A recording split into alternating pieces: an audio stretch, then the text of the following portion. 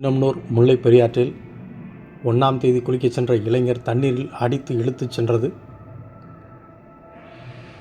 தீயணைப்புத் துறையினர் 24 மணி நேரம் போராடி 2ஆம் தேதி மதியம் 2 மணி அளவில் சடலமாக மீட்பு.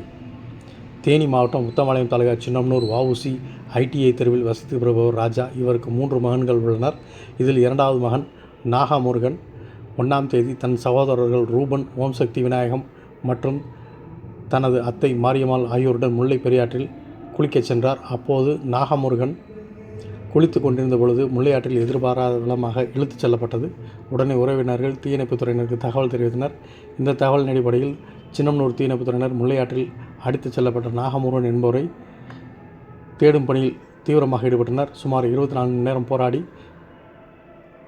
இன்று 2ஆம் தேதி இறந்தவாறு மீட்டனர். இந்த சம்பவம் குறித்து சின்னமனூர் போலீசார் வழக்கு பதிவு செய்து விசாரணை மேற்கொண்டு வருகின்றனர். மேலும் குளிக்கச் சென்ற இளைஞர் சடலமாக மீட்கப்பட்ட சம்பவம் சின்னமனூர் சுற்றுவட்டார பகுதியில் பெரும் சோகத்தை ஏற்படுத்தியுள்ளது.